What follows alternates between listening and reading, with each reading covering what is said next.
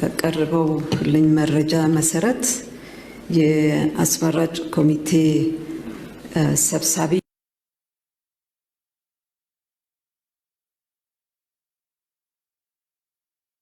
ቅርታ የተከበሩ ወይዘሮ ሄለን ደበበ ሲሆኑ በጸሐፊነት ደግሞ የተመረጡት የተከበሩ አቶ ሳዳት ነሻ ናቸው።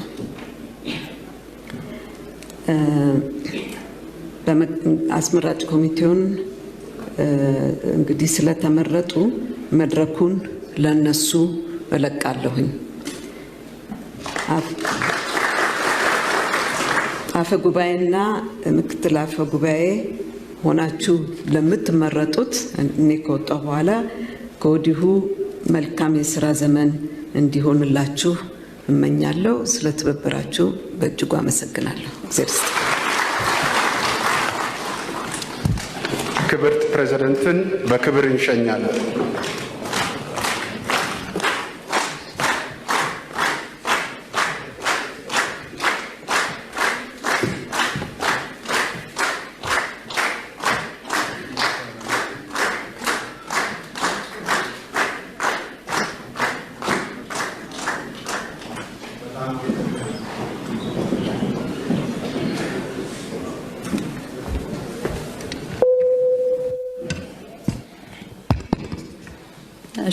እናመሰግናለን። ጊዜያዊ አስመራ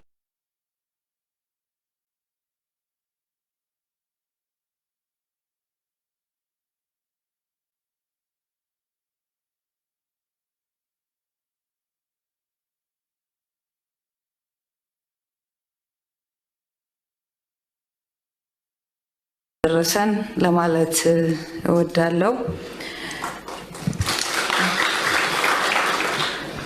ከዚህ በመቀጠል በኢፌድሪ ህገ መንግስት አንቀጽ 62 ንዑስ አንቀጽ 11 እና የፌዴሬሽን ምክር ቤት የአሰራርና የአባላት ስነ ምግባር ማሻሻያ ደንብ ቁጥር 3 2013 አንቀጽ 7 ንዑስ አንቀጽ 5ሀ መሰረት አፈ ጉባኤው የሚመረጠው በአስመራጭ ኮሚቴው አፈ ጉባኤ የሚመረጠው አስመራጭ ኮሚቴው ለአፈ ጉባኤነት ከምክር ቤቱ አባላት መካከል እንደሆነ ይደነግጋል።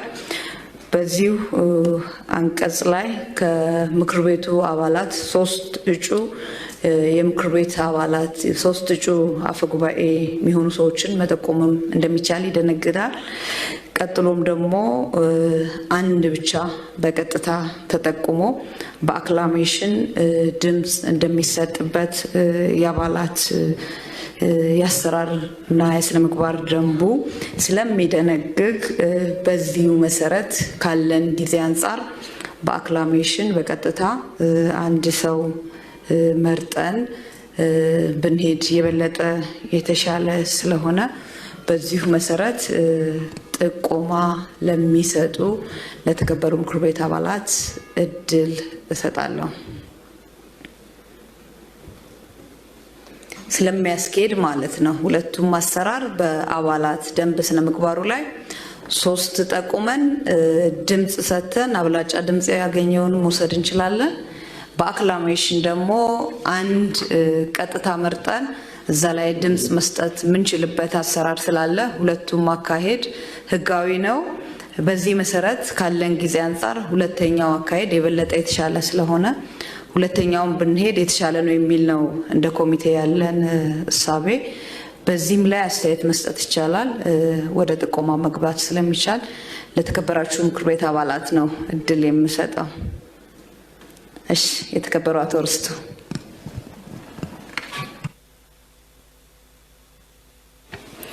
አመሰግናለሁ። የተከበሩ የኮሚቴ ሰብሳቢ፣ በቀረበው ሀሳብ መሰረት በቀጥታ አንድ እጩ አፈ ጉባኤ ጠቁመን በአክላሜሽን እንዲያልፍ ቢደረግ የተሻለ ይሆናል የሚለውን ሀሳብ በመደገፍ ነው። በዚሁ መሰረት እድሉ ከተሰጠኝ ጥቆማ ለማቅረብ ይፈቀድልኝ። የተከበራችሁ ምክር ቤት አባላት ተቀብላችኋል? በድምጽ ወይ ታረጋግጡልናላችሁ? እሺ፣ እናመሰግናለን። ይቀጥሉ። በጣም አመሰግናለሁ። በቅድሚያ ለመላ ሀገራችን ቤተሰቦች ለዚህ አዲስ ምዕራፍ በመብቃታችን እንኳን ደስ አለን። ለተከበራችሁ የፌዴሬሽን ምክር ቤት አባላትም ይህንን እድል ስላገኘን እኔን ጨምሮ እንኳን ደስ አለን ለማለት እወዳለሁ።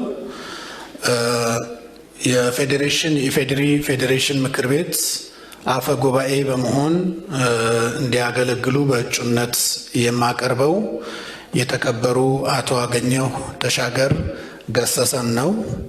ብሔር አማራ፣ የትውልድ ቦታ ጎንደር፣ የትምህርት ዝግጅት የመጀመሪያ ዲግሪ በኢኮኖሚክስ፣ ሁለተኛ ዲግሪም በኢኮኖሚክስ ያላቸው ናቸው።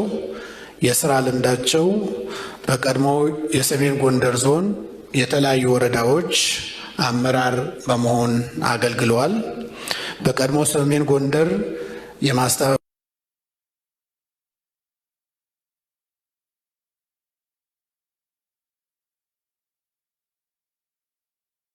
በጀት አማካሪ ሆነውም አገልግለዋል። በመጨረሻም የዚህ ዞን ዋና አስተዳዳሪ ሆነውም አገልግለዋል። በቢሮ ኃላፊነት ደረጃ ደግሞ በአማራ ብሔራዊ ክልላዊ መንግስት ውስጥ በተለያዩ ኃላፊነቶች አገልግለዋል። በአማራ ክልል የአማራ ክልል ምክር ቤት የስልጠናና ሱፐርቪዥን ጥናት ምርምር ዘርፍ ቢሮ ኃላፊ ሆነው ህዝባቸውን ሲያገለግሉ የቆዩ ናቸው። የአማራ ክልል አመራር አካዳሚ ዋና ዳይሬክተር በመሆን ስራቸው በብቃት የተወጡ ናቸው። የአማራ ክልል ንግድ ቢሮ ኃላፊ በመሆን አገልግሎት ሲሰጡ የቆዩ ናቸው። የአማራ ክልል ሰላምና ጸጥታ ደህንነት ቢሮ ኃላፊም በመሆን ህዝባቸውን ሲያገለግሉ ቆይተዋል። የአማራ ክልል ብልጽግና ጽህፈት ቤት ኃላፊም በመሆን አገልግለዋል። በመጨረሻም በቅርቡ የአማራ ክልል ፕሬዝደንት በመሆን እስከ ቅርብ ጊዜ ድረስ ህዝባቸው በታማኝነት እና በትጋት ሲያገለግሉ የቆዩ ናቸው። እኚህ አመራር አገራችን ለውጥ ስራ በጀመረችበት ጊዜ በሀገራችን ጭቆና እንዲወገድ፣ የብሔር ብሔረሰቦች ህዝቦች እኩልነት እንዲከበር፣ በአጠቃላይ ፍትሃዊ አሰራሮች፣ ጸረ ዴሞክራሲያዊ ስርዓት እና በሀገራችን ሰፍኖ የነበረው የዘረፋ ስርዓት እንዲወገድ ከማድረግ አኳያ ከፍተኛ አስተዋጽኦ ያደረጉ ናቸው። የተከፈተብን የጦርነትንም በመመከት የቁርጥ ቀን ሆነው በጀግንነት ህዝባቸውን፣ ሀገራቸውን ቅድሚያ በመስጠት ይህንን ጦርነት በመመከት ከፍተኛ ተጋድሎ ያደረጉ የህዝብ ልጅ ናቸው እና ለመላው ኢትዮጵያውያን ይህንን ብቃታቸው እና ኢትዮጵያዊ ስሜታቸው ለብሔር ብሔረሰቦች ህዝቦች እኩልነት ያላቸው አስተሳሰብና ተጋድሎ በዚህ ምክር ቤት ውስጥ አፈጉባኤነት እያገለገሉ መላው ኢትዮጵያውያን ወንድማማችነትና ህብረት እንዲሰፍን ህብረ ብሔራዊ ኢትዮጵያን ለመገንባት የጀመርነውን ጉዞ ለማጠናከር ትልቅ አስተዋጽኦ እንደሚኖራቸው በማመን በምክር ቤቱ በዋና አፈጉባኤነት እንዲሰየሙ በእጩነት አቅርቤያለሁ። አመሰግናለሁ። አመሰግናለሁ። የተከበሩ አቶ ርስቱን ለስድስተኛው ዙር የፌዴሬሽን ምክር ቤት እጩ አፈጉባኤ ሆነው የተጠቆሙ የተከበሩ አቶ አገኘሁ ተሻገር ናቸው። በእሳቸው ላይ የድጋፍ አስተያየት ላላችሁ ለተከበራችሁ ምክር ቤት እድል እሰጣለሁ። እሺ። የተከበሩ አቶ ሽመልስ፣ የተከበሩ አቶ ሰላም። አመሰግናለሁ ክቡር ሰብሳቢ። እኔም ክቡር አቶ ርስቱ ያቀረቡትን ሰከንድ ለማድረግ ነው። ክቡር አቶ አገኘሁ ተሻገር በአስቸጋሪ ወቅት ሀገራችን ትልቅ ፈተና ላይ በወደቀችበት ወቅት በሳል አመራር በመስጠት ከፍተኛ አስተዋጽኦ ያደረጉ በታሪክም የማይሻር ሁሌ የታወሰ የሚኖር ታላቅ ተግባር የፈጸሙ ሰው ናቸው። አቶ አገኘሁ የተባለው ተሞክሯቸው እንደተጠበቀ ሆኖ ባለፈው ጊዜ አሳዛኝ ነገር በአማራ ክልል አገራችንን በገጠመ ወቅት ፊት ለፊት በመቆም በመታገል ክልሉን ጸጥታ ከሌሎች ጓዶች ጋር በመሆን በመመለስ ክልሉ ወደ ልማት እንዲገባ ማድረግ የማይተካ ሚና የተጫወቱ አመራር ናቸው። ከዛም በዘለለ በክልሉ ሌሎች ኃላፊነቶችን በመደረብ በመስራት በኋላም በርዕሰ መስተዳድርነት በሰሩበት ወቅት ኢትዮጵያ ውስጥ ወንድማማችነት እንዲጠነክር የህዝቦች እኩልነት እንዲረጋገጥ ከክልሎች ጋር እርስ በርስ ትስስር በከፍተኛ ደረጃ እንዲጠነክር በማድረግ ከፍተኛ አስተዋጽኦ ያደረጉ አመራር ናቸው። ስፔሻሊ የሀገራችንን አንድነት በማጠናከር ረገድ የህዝቦች አንድነት፣ የህዝቦች እኩልነት ብዝሃነታችንን እንደ ጌጥና እንደ አቅም ተጠቅመን የኢትዮጵያ አንድነት በማይነቃነቅ መሰረት ላይ እንዲቆም በማድረግ ላይ ከፍተኛ አስተዋጽኦ ያደረጉ አመራር ናቸው። ስለዚህ ይህንን ምክር ቤት በአፈ ጉባኤነት ቢመሩ ይህ ምክር ቤት ትልቁ ኃላፊነት የኢትዮጵያን አንድነት በብሔር ብሔረሰቦች መብት መሀል መጠበቅ ስለሆነ የኢትዮጵያን አንድነት በማጠናከር የህዝቦችን የኢትዮጵያን ብሔር ብሔረሰቦች መብት በህገ መንግስቱ መሰረት መሬት እንዲይዝ በማድረግ የማይተካ ሚና ይጫወታሉ ብዬ አምናለሁ። ስለዚህ የቀረበው ጥቆማ እሳቸው ካላቸው የስራ ተሞክሮ፣ ካላቸው ቁርጠኝነት፣ ካላቸው የአመራር ብስለት አንጻር እና አሁንም አገራችን የገጠማትን ፈተና በመመከት ካደረጉት ተጋድሎ አንጻር በዚህ ቦታ ኃላፊነቱ ይሄ ምክር ቤት ቢሰጥ የኢትዮጵያን አንድነት በማጠናከር የህዝቦችን እኩልነት እና ነጻነት በማረጋገጥ ወንድማማችነት ይበልጥ ስር እንዲሰድ በማድረግ ከፍተኛ አስተዋጽኦ ይወጣሉ። የኢትዮጵያ የፌዴራል ህገ መንግስት እንዲከበር ከፍተኛ ኃላፊነት ይወጣሉ የሚል እምነት ስላለኝ ነው። አመሰግናለሁ። እናመሰግናለን። የተከበሩ አቶ ሽመልስ። እሺ፣ ሁለት አቶ አገኘውን በተመለከተ ካሁን በፊት የቀረቡ ዝርዝር ፕሮፋይሎች በጣም ሼር አደርጋቸዋለሁ። እነሱን ጉዳዮች ሰከንዳሪ ግን መናገር የሚፈልገው ጉዳይ ምንድነው? አቶ አገኘው ኢፍትሃዊነት በሚኖርበት ቦታ ኮንሲስተንት በሆነ ሁኔታ በየትኛውም ደረጃ በወጥነት የሚታገል ብቁ አመራር ነው። ከሱ በተጨማሪ የትምህርት ዝግጅቱ የሰርቪሱ አሁን ለቀረበበት ፖዚሽን የሚመጥን ስለሆነ ድጋፍ ለመስጠት ነው። አመሰግናለሁ። እናመሰግናለን። ከዚህ በመቀጠል የተጠቆሙ እጩ የኢፌዴሪ ፌዴሬሽን ምክር ቤት አፈ ጉባኤ ላይ ድምጽ ወደ ማሰጠት ነው የምንሄደው። የድጋፍ ድምጽ የምንሰጥ እናጸድቅ ወይንም እሺ እናውርድ። እናመሰግናለን። ተቃውሞ ካለ አይታየኝም። ተአቅቦ እሺ አይታየኝም።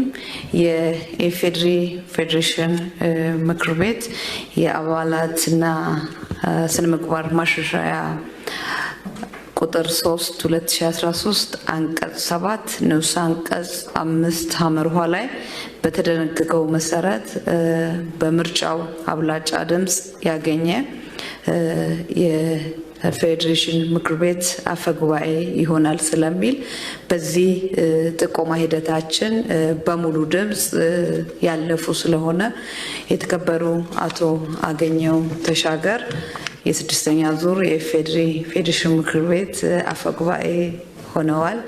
መልካም የስራ ዘመን ይሁንልዎት። እንኳን ደስ አለው። እሺ ከዚህ በመቀጠል የምናስኬደው ወደ ምክትል አፈ ጉባኤ ምርጫ ነው የሚሆነው።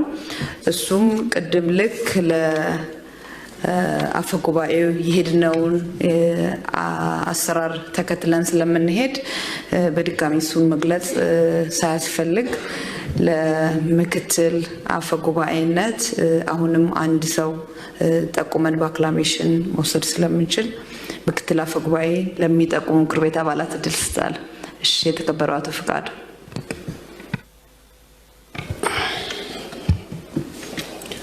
አመሰግናለሁ። የተከበሩ የኮሚቴ ሰብሳቢ፣ የፌዴሬሽን ምክር ቤት አባላት፣ እኔ ለምክትል አፈ ጉባኤነት ለፌዴሬሽን ምክር ቤት ምክትል አፈ ጉባኤነት ማቀርባቸው ወይዘሮ ዛራ ሙመድ አሊን ነው። እድሜያቸው 39 ነው። የትምህርት ደረጃ የመጀመሪያ ዲግሪ በኢኮኖሚክስ አላቸው። የሁለተኛ ዲግሪያቸውን በቢዝነስ አድሚኒስትሬሽን አላቸው። ብሔር ከአፋር ነው። የትውልድ ቦታ አፋር ክልል ዱብቲ ነው። የስራ ልምዳቸውን በሚመለከት ለ9 ዓመታት በአፋር ክልል በተለያዩ ከፍተኛ የስራ ኃላፊነት ላይ በቅንነት በታማኝነትና በንጽህና ሲያገለግሉ የነበሩ ናቸው። እንዲሁም በአፋር አብዴፓ ወደ ብልጽግና ፓርቲ እንዲቀላቀል በተደረገው ከፍተኛ የሆነ ስር ነቀል ለውጥ በሚደረግበት ወቅት ግንባር ቀደም ታጋይ የነበሩ ናቸው። የቀድሞው የአብዴፓ ማዕከላዊ ኮሚቴ አባልም የነበሩ ናቸው። ብልጽግና ፓርቲ ማዕከላዊ ኮሚቴ አባል ናቸው። ስለዚህ ካላቸው ብቃት ተመክሮ በመነሳት ለምክር ቤት ምክትል አፈ ጉባኤነት አቅርቤ ያለው የፌዴሬሽን ምክር ቤት አባላት እንዲቀበሉልኝ በአክብሮት ጠይቃለሁ። አመሰግናለሁ። እናመሰግናለን። የተከበሩ ወይዘሮ ዛህራ ኡመድ የኢፌዴሪ ፌዴሬሽን ምክር ቤት ምክትል አፈ ጉባኤ ሆነው እንዲሰሩ በእጩነት ቀርበዋል። የድጋፍ ሀሳብ የሚሰጡ ለምክር ቤት አባላት እድል ስጥ። እሺ፣ የተከበሩ አቶ አወል። አመሰግናለሁ። የተከበሩ ኮሚቴ ሰብሳቢ፣ ለእጩነት የቀረቡት ወይዘሮ ዛህራ ኡመድ አሊ በክልሉ የተለያዩ ስራ ኃላፊነቶች ላይ ሰርተዋል። ለአብነት ያህል ሰራተኛ ማህበራዊ ጉዳይ ቢሮ ኃላፊነት እስካሁን ሰዓት ሰሩበት ሁኔታ ነው ያለው። እንዲሁም ደግሞ የትምህርት ቢሮ ኃላፊነት አገልግሏል። ሶስተኛ ደረጃ ደግሞ የሴቶች ጉዳይ ቢሮ ኃላፊነት አገልግላለች። በተለያዩ ቢሮዎች መምሪያ ኃላፊነት አገልግሏል። በስራ ላይ በቆየችበት ሰዓት በቁርጠኝነት፣ በታማኝነት፣ በታታሪነት ቅድሚያ ለስራ በመስጠት የክልሉን ሕዝብ በተቻለ መጠን ሁሉ አገልግላለች እና በዚሁ ምክር ቤት ምክትል አፈ ጉባኤነት መመረጥ ደግሞ ለበለጠ ኃላፊነት የበለጠ በታታሪነት፣ በቁርጠኝነት፣ በታማኝነት እንደምትሰራ እምነቴ ነው። አመሰግናለሁ። ቀጥያ እናመሰግናለን። ወደ ድምጽ መስጠት እንሄዳለን። የተከበሩ ወይዘሮ ዛህራ ኡመድ አሊ የኢፌዴሪ ፌዴሬሽን ምክር ቤት ምክትል አፈ ጉባኤ ሆነው እንዲሰሩ የምንደግፍ ምክር ቤት አባላት እሺ፣ እናውርድ። እናመሰግናለን። ተቃውሞ ካለ እሺ፣ አይታየኝም። ተአቅቦ እሺ፣ አይታየኝም። የተከበሩ ወይዘሮ ዛህራ ኡመድ በምክር ቤቱ አሰራር ደንብ 3/2013 አንቀጽ 7 ንዑስ አንቀጽ 5 አመርኋ መሰረት በሙሉ ድምፅ የፌዴሬሽን ምክር ቤት ምክትል አፈ ጉባኤ ሆነው ተመርጠዋል። እንኳን ደስ አሎት። መልካም የስራ ዘመን። ከዚህ በመቀጠል የምንሄደው ወደ ቃል መሐላ ስነ ስርዓት ነው። ስለሆነም የፌዴሬሽን ምክር ቤት የአባላት ስነ ምግባር ደንብ ማሻሻያ ቁጥር 3/2013 አንቀጽ 7 ንዑስ አንቀጽ 9 ላይ በተደነገገው መሰረት አፈጉባኤና ምክትል አፈጉባኤ አንድ በአንድ ቃለ መሐላ ይፈጽማሉ ይላል። ስለሆነም ቃለ መሐላውን የሚያስፈጽሙልን የተከበሩ አቶ ሰለሞን አረዳ የኢፌዴሪ ጠቅላይ ፍርድ ቤት ምክትል ፕሬዝዳንት ወደ መድረክ መጥተው ቃለ መሐላ እንዲያስፈጽሙ እጋብዛለሁ። የተከበሩ አቶ አገኘው ተሻገርም ወደ መድረክ በመምጣት ቃለ መሐላ እንዲፈጽሙ ጠይቃለሁ።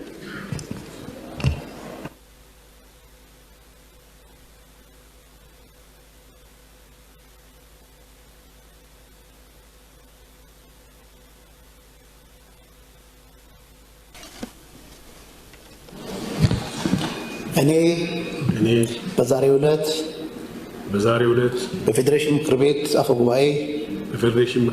ጉባኤ ሆኜ ስሾም ለሕገ መንግስቱ ታማኝ በመሆን ከሀገሪቷ ከብሔር ብሔረሰቦችና ሕዝቦች እና ከምክር ቤቱ የተጣለብኝን ኃላፊነት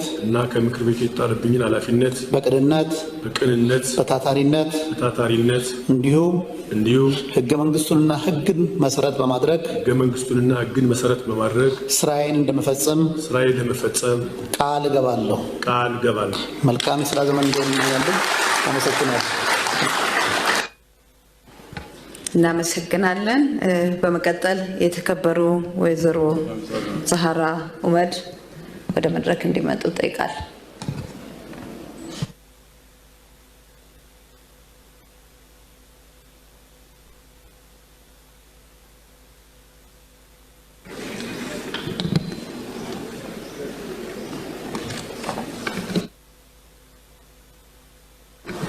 እኔ በዛሬው ዕለት በፌዴሬሽን ምክር ቤት ምክትል አፈ ጉባኤ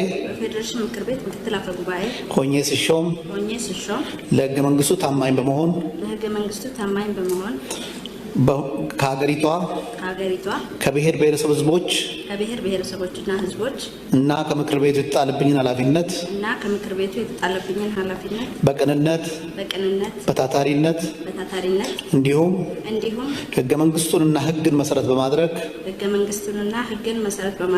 ስራዬን ለመፈጸም ቃል እገባለሁ። መልካም የስራ ዘመን እንዲሆን እመኛለሁ። አመሰግናለሁ። በድጋሚ ያው ኮሚቴያችን ለሁለቱ የምክር ቤት አፈ ጉባኤዎቻችን መልካም የስራ ዘመን እንመኛለን። ከዚህ በማስቀጠል የቀድሞ የኢፌዴሪ ፌዴሬሽን ምክር ቤት አፈ ጉባኤ የተከበሩ አቶ አደም ፋራህና የአሁኑ የተከበሩ አቶ አገኘው ተሻገር መካከል ርክክብ ይደረጋል። ሁለታችሁም ወደ መድረክ እንድትመጡ ጠይቃለሁ።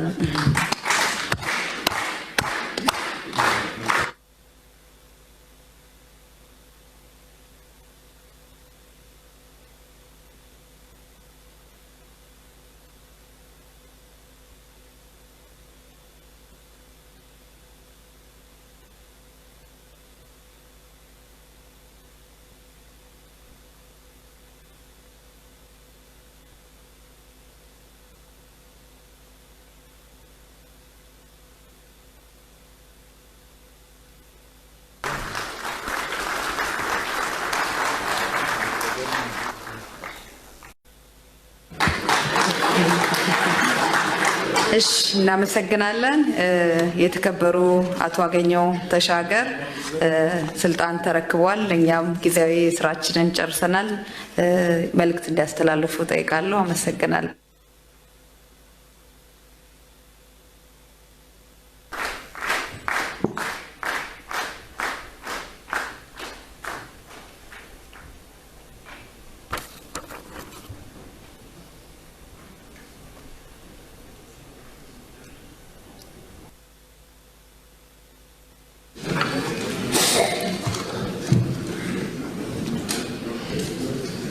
የተከበራችሁ የፌዴሬሽን ምክር ቤት አባላት፣ የተከበራችሁ ጥሪ የተደረገላችሁ እንግዶች፣ ክቡራትና ክቡራን፣ ከሁሉ በማስቀደም ሕገ መንግስታችን ባስቀመጠው አግባብ መሰረት በተካሄደው 6ኛው ሀገር አቀፍ ዴሞክራሲያዊ ምርጫ ተወክላችሁ የኢትዮጵያን ብሔሮች ብሔረሰቦችና ሕዝቦች የጋራ ምክር ቤት ወደ ሆነው ምክር ቤት ስም ለመግለጽ እወዳለሁ። ክቡራትና ክቡራን፣ እኔንም በዛሬው ዕለት ምክር ቤቱን በአፈ ጉባኤነት እንድመራ እድል ስለሰጣችሁኝ እጅግ በጣም አመሰግናለሁ።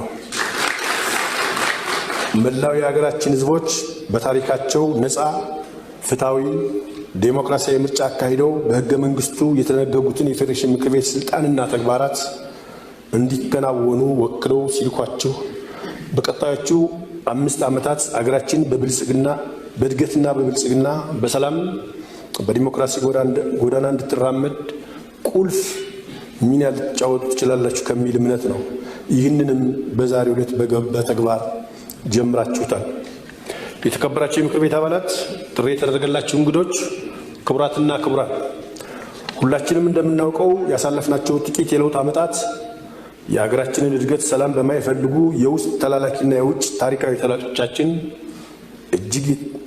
እጅግ የተፈተንበት ታላላቅ ዓለም አቀፍና አህጉራዊ ሚዲያዎች እንኳን ሳይቀሩ ኢትዮጵያ ፈርሳለች በማለት ትናጋቸው እስኪሰነጠቅ ድረስ ያለቆቻቸውን ከንቱ ማላዘን ለዓለም አቀፉ ማህበረሰብ ለማስተጋባት ሌት ከቀን የተጉበት ይህንም ተከትሎ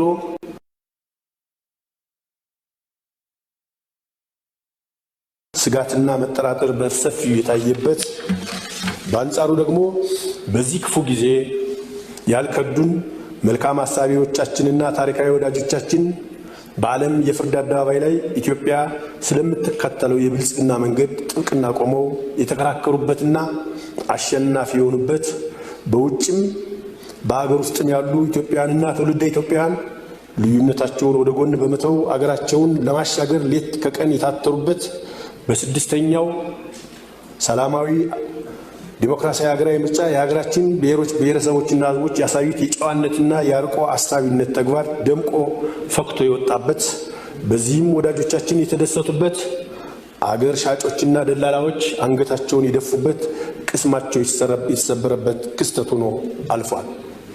በዚህ የተመረጠው መንግስትም በየደረጃው ባካሄደው የመንግስት ምስረታ ውስጥ ሁሉንም አካታች በሆነ መንገድ አስፈጻሚ አካላትን ለማዋቀር ጥረት ያደረግንበትና ሀገራችን አዲስ ዲሞክራሲያዊ ምዕራፍ ለመጀመር ቁርጠኝነቷን በተግባር ለዓለም ማህበረሰብ ያሳየችበት የተጀመረው የብልጽግና ጉዞ በአደናቃፊዎች ክፉ እሳቤዎች በእጅጉ የተፈተነ ቢሆንም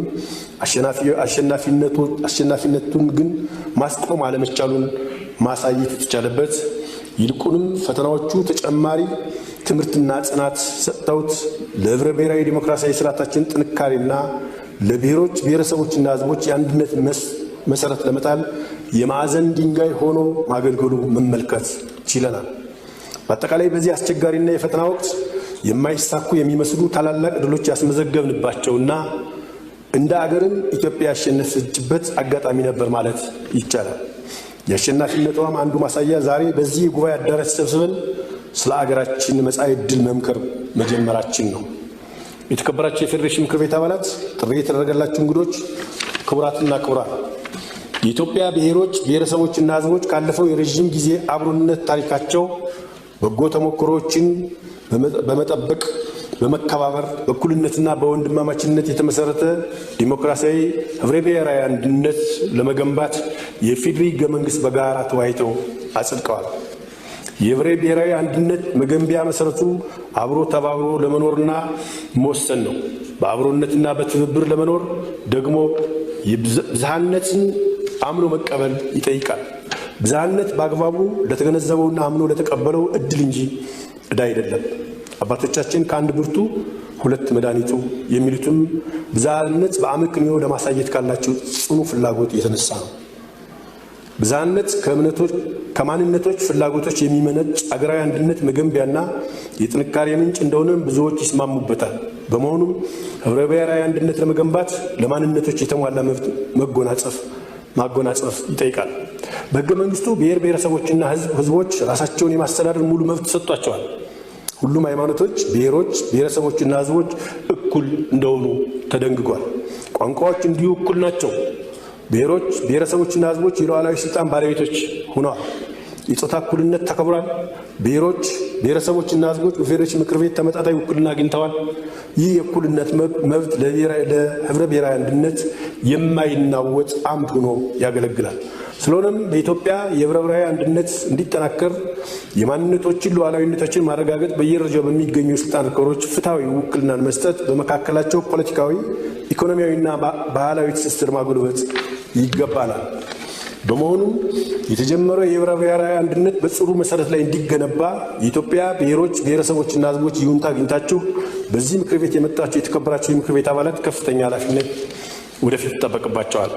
የተከበራችሁ የምክር ቤት አባላት፣ ጥሪ የተደረገላችሁ እንግዶች፣ ክቡራትና ክቡራን፣ በአንድ ሀገር የህግ የበላይነት መኖሩ ከሚረጋገጥባቸው አንዱ የመንግስት አካላትና ዜጎች የህግ በታች ሲሆኑ ህግን ሲያከብሩ መሰረታዊ የሰብአዊ መብቶች ዋስትና ማግኘት ሲችሉ ነው።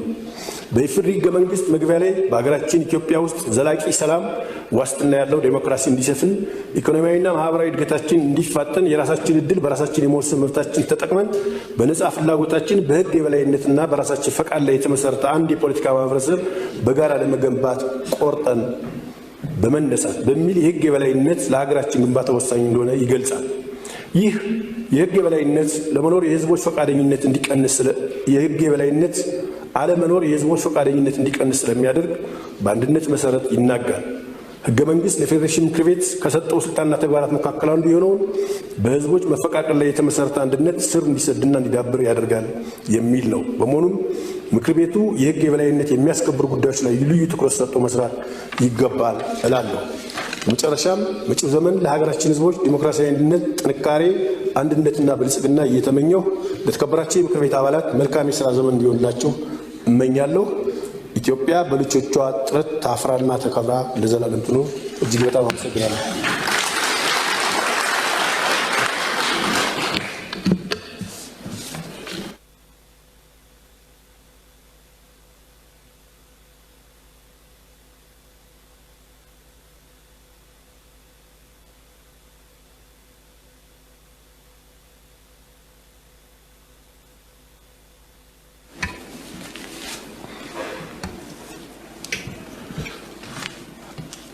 የስድስተኛው የፓርላማ ዘመን አንደኛው የፌዴሬሽን ምክር ቤት መደበኛ ስብሰባ ተጀምሯል።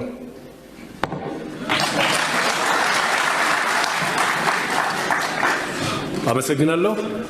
ሁለት አጀንዳዎች ይኖሩናል። የጋራ ምክር ቤት ስብሰባ ስላለን ጊዜ ለመጠቀም እንሞክራለን። አጀንዳዎቻችን የመጀመሪያው የቋሚ ኮሚቴ አባላት ምርጫ እናካሂዳለን። ሁለተኛው የአጣሪ ጉባኤ የህገ መንግስት አጣሪ ጉባኤ አባላትን እንመርጣለን ማለት ነው። እነዚህ በጣም ለምክር ቤቱ በጣም ወሳኝ ተቋማት ወሳኝ የስራ ክፍሎች ስለሆኑ እነዚህን መምረጥ በጣም ወሳኝ ነው በቀጣይ ስራችን። ስለሆነም እነዚህን ሁለት አጀንዳዎች ለማቅረብ ፈልጋለሁ። አጀንዳዎቹ እንዲጸድቁ የምትፈልጉ እጃችሁን በማንሳት እንድታሳዩ ፈልጋለሁ። እናወርድ። ተቃውሞ ድምጽ የማይሰጥ እጅግ በጣም አመሰግናለሁ። የመጀመሪያው አጀንዳ የቋሚ ኮሚቴ አባላትን ማስመረጥ ነው። የተከበራቸው የምክር ቤት አባላት የቋሚ ኮሚቴ አባላትን ከአሁን በፊት ሲሰራበት እንደነበረው የቋሚ ኮሚቴ አባላትን በዝርዝር እንዳቀርብና ባቀረብኳቸው ዝርዝሮች ላይ አስተያየት እንድትሰጡ ተቃውሞም ድጋፍም እንድታቀርቡ በዚህ መንገድ ካልሄድንበት በስተቀር የቋሚ ኮሚቴ በጣም በርካታዎች ናቸው። እንግዲህ የኢፌዴሪ ሕገ መንግስት አንቀጽ 60 የተለያዩ ቋሚና ጊዜያዊ ኮሚቴ ሊያቋቁም እንደሚችል ይደነግጋል። ሕገ መንግስቱን መሰረት አድርጎ የጸደቀው የፌዴሬሽን ምክር ቤት ስልጣንና ተግባር ለመዘርዘር የወጣ አዋጅ ቁጥር 1261 2013 በአንቀጽ 4 ንዑስ አንቀጽ 17 ተመሳሳይ ነገር ይደነግጋል። የፌዴሬሽን ምክር ቤት አሰራርና የአባላት ስነ ምግባር ማሻሻያ ደንብ ቁጥር 3 2013 ቁጥር 72 ንዑስ አንቀጽ 3 ሀ እንደሚደነግገው እያንዳንዱ የቋሚ ኮሚቴ አባል ሰብሳቢና ምክትል ሰብሳቢን ጨምሮ በአፈ ጉባኤ አቅራቢነት ምክር ቤቱ ከአባላቱ መካከል የሚመርጣቸው የኮሚቴ አባላት ይኖሩታል ማለት ነው። ስለዚህ የሚከተሉት የቋሚ ኮሚቴ አባላትን ዝርዝር አቀርባለሁ። በሚቀርቡት ላይ ጥያቄና አስተያየት በማቅረብ እንድታጸድቁልኝ በታላቅ ትህትና ለማቅረብ ፈልጋለሁ።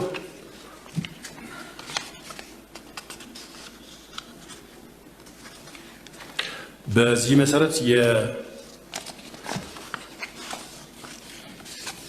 የቋሚ ኮሚቴ አባላት የመጀመሪያው ለህገ መንግስት ትርጉምና ትርጉም ቋሚ ኮሚቴ አባላት የህገ መንግስት ትርጉም በዚህ መሰረት የተከበሩ ዶክተር ሰማ ጥሩነህ ሽፈራው ከአማራ ክልል ሰብሳቢ፣ የተከበሩ ተስፋዬ ይገዙ ከደቡብ ክልል ምክትል ሰብሳቢ፣ የተከበሩ ወይዘሮ ፀሐይ አራርሳ ከደቡብ አባል፣ የተከበሩ አቶ አወል አብዲ ከኦሮሚያ አባል፣ የተከበሩ አቶ መላኩ አለበል ከአማራ አባል፣ የተከበሩ አቶ መሐመድ ረሺድ ሀጂ ከሶማሌ አባል፣ የተከበሩ አቶ ስንታየሁ ወልደ ሚካኤል ከደቡብ አባል፣ የተከበሩ ወይዘሮ ፋንቱ ተስፋዬ ከአማራ አባል፣ የተከበሩ አቶ ነመራ ቡሊ ከኦሮሚያ አባል፣ የተከበሩ ወይዘሮ መስከረም ደበበ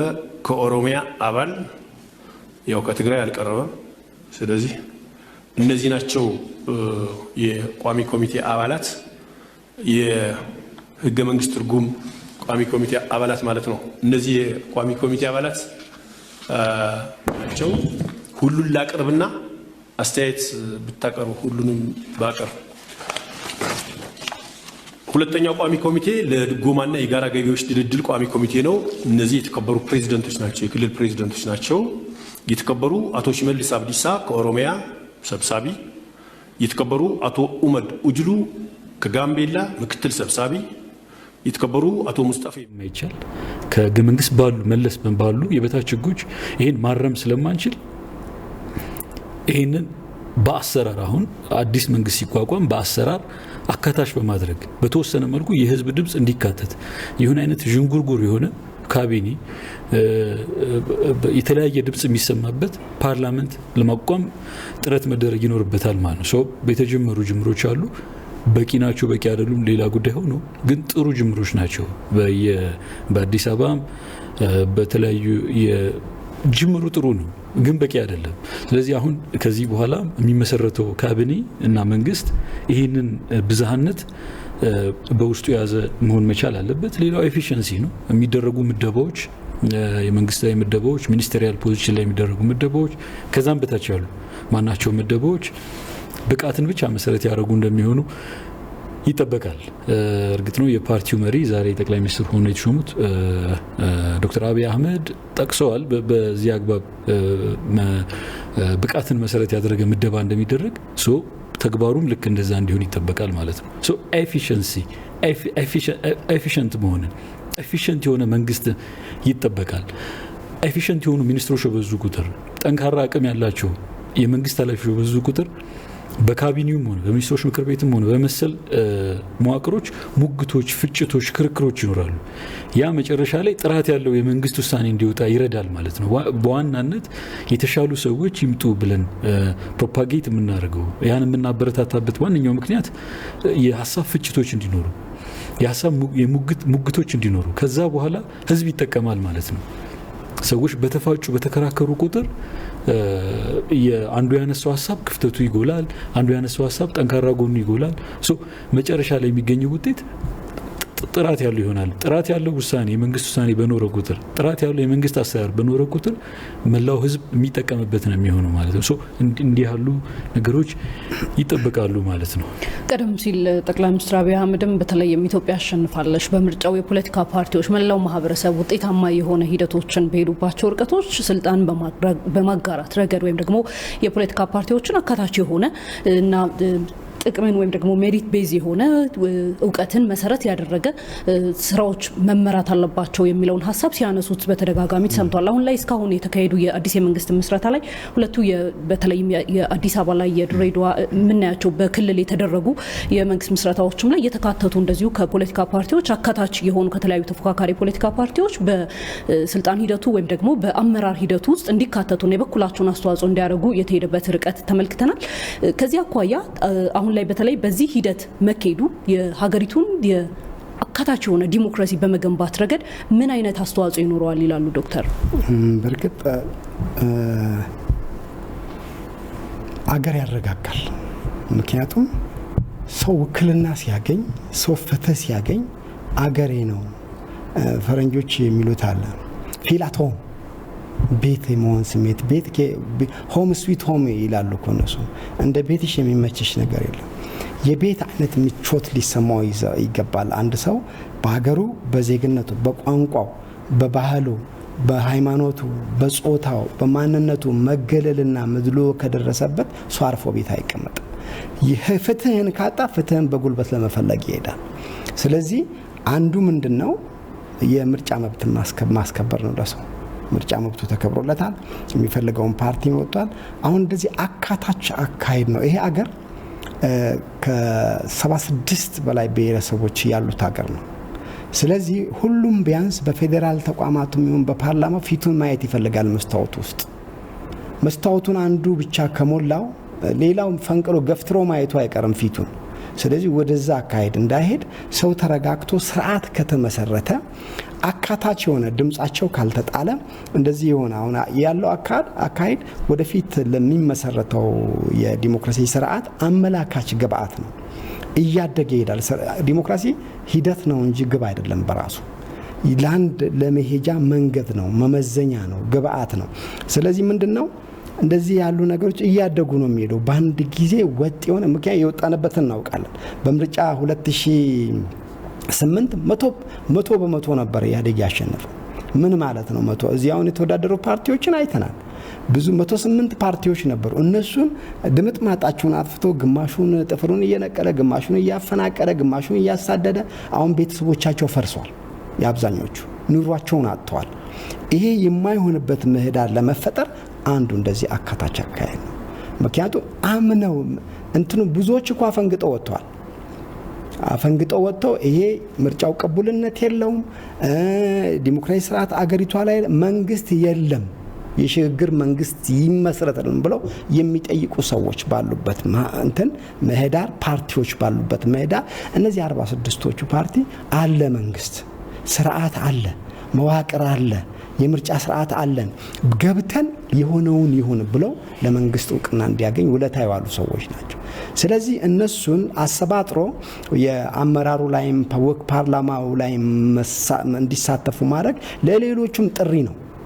አትገደሉም በሐሳባችሁ። የሐሳብ ልዩነት እዚህ ሀገር ሲያስገድል የነበረው በሐሳብ ልዩነት ምክንያት አትገደሉም፣ እንዲታግላችሁ ውክልና ታገኛላችሁ፣ ልታሸንፉ ትችላላችሁ የሚል በር ነው የተከፈተው። ስለዚህ አገር ግንባታ ላይ ትልቅ ሚና አለው።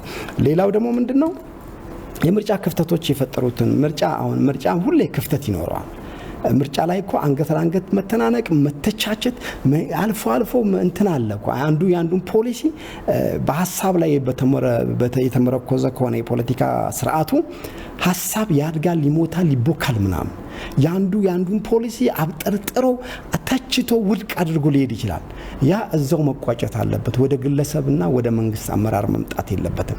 ፓርላማው አሁን የሚዋቁ ትልቁ የአገሪቷ ስልጣን ያለው በእነዚህ በሁለቱ ፓርላማዎች ህግ አውጪ ናቸው፣ ህግ ተርጓሚ ናቸው፣ ህግ አጽዳቂ ናቸው። ስለዚህ በአገሪቷ ህግ ውስጥ ተቃዋሚ ወይም ተፎካካሪ ፓርቲ ተካቶ ድምጹን እንዲሰጥ፣ ምክንያቱም አገሩ ነው የሱ ልጆቹ ትውልዱ የሚኖሩበት ሀገር ነው።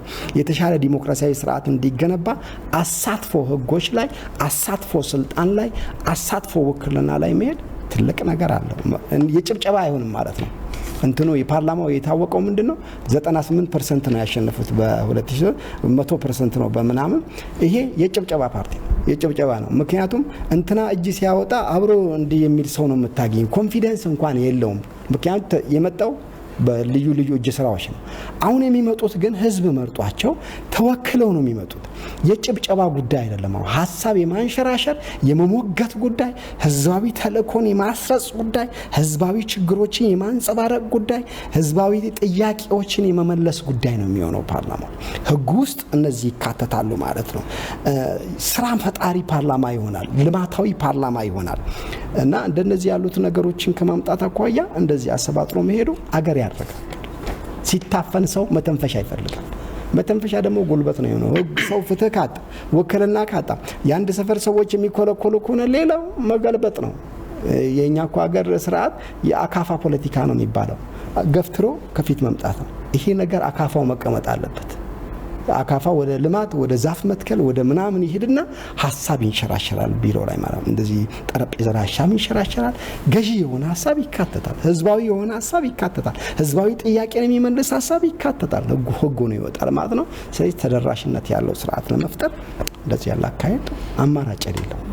በተለይ የፖለቲካ ፓርቲዎች አካታችነት ላይ ስንመለከተው የለውጡ ሂደት ከመጣ በኋላ በተለይ አኩርፎ የነበረውን የፖለቲካ ፓርቲዎችም ሀገራዊ የሆነ ህጋዊ የሆኑ ማዕቀፎች አሉ፣ በዛ ልክ መንቀሳቀስ ይቻላል በሚል ወደ ሀገር ውስጥ ተጠርተው በሰላማዊ መንገድ እንዲንቀሳቀሱ እድል የተፈጠረበትን ሂደት እናስታውሳለን። ምርጫም ላይ በምርጫ ሂደቶችም ላይ እንግዲህ ኢትዮጵያ ታሸንፋለች የሚለውን የጋራ የሆነ ሀሳቢያቸውን ነጻ የሆነ ገለልተኛ የሆነ ተቋማት ከመገንባት ረገድ የሄደበትን ርቀት በማድነቅ ጭምር የተሳተፉ የፖለቲካ ፓርቲዎች ናቸው አሁን ላይ ለአዲስ የመንግስት ምስረታ ጭምር ያሉትና ከነዚህ ውስጥ ደግሞ አውጣቶ በሀገሪቱ ለሀገሪቱ በእውቀታቸው ሊያገለግሉ የሚችሉባቸው ቦታዎች ላይ በመመደብ ሂደት ላይ አንድ የማንኛውም የፖለቲካ አስተሳሰብ መመዘኛ አይደለም ሀገርን ለማገልገል ሀገርን በእውቀት ነው መምራት ማገልገል የሚቻለው የሚለውን አስተሳሰብና የአንድነት ስሜትን እንዲሁም ደግሞ የፖለቲካ ምህዳሩን የማስፋት ስሜት ላይ የሚጨምረው ነገር ምንድነው አቶ ቴዎድሮስ? እንግዲህ ቅድም በተወሰነ መልኩ ለመጠቃቀስ ተሞክሯል። ሁሌም እንደምንለው ዲሞክራሲ እየጨመረ የሚሄድ ፌኖሜና ነው ሁኔታ ነው እንጂ ፐርፌክት አይመጣም፣ ፐርፌክሽን አይኖርም።